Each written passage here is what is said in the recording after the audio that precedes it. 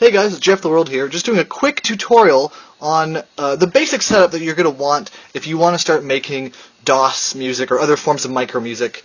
So here is my baby. This is an old Toshiba satellite. They still make the satellite series, but quite a bit different these days. But any old laptop that has either a Gravis ultrasound or Sound Blaster card will be perfect for what you need.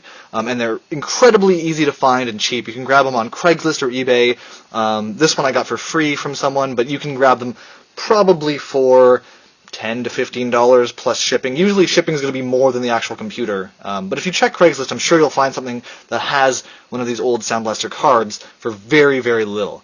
Now I'm running it out, and I've just got a simple cable that goes from 3.5 millimeter jack to dual 1/4 inch.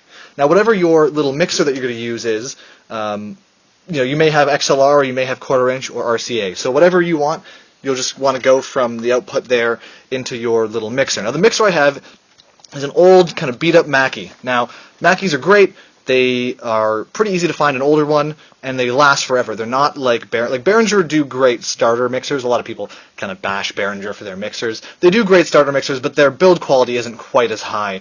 So even an older Mackie, if you can find one, I would recommend, because the build quality is just super, super solid. There's a few pots on here that are a little bit scratchy, but for the most part, it's a great, great mixer still, even though it's quite a bit older.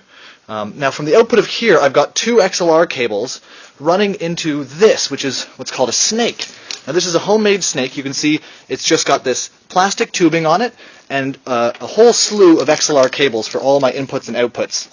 So I'm just using a standard XLR cable going from the output of the mixer into the snake. Now, the snakes are easy to build on your own. In this case, the cables themselves are prefabbed cables, but you can even use home-built cables here, and then they're going into this tubing, which just bundles them as a group, throws them around back there, which go into the Midas mixer.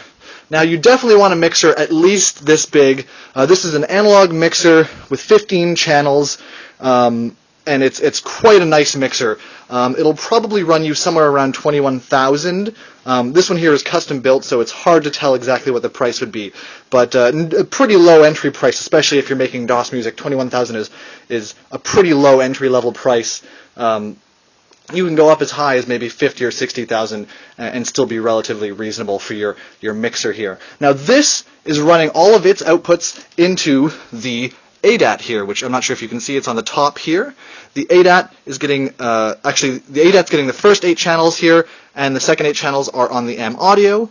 So the M audio is actually the master here of the whole set, and the M audio then runs into the computer, which will be used for all of your mixing and mastering, obviously. And yeah, that's as easy as it is. It's really quite cheap, inexpensive, simple setup. Hope you guys enjoyed that quick tutorial on how to get started with DOS music.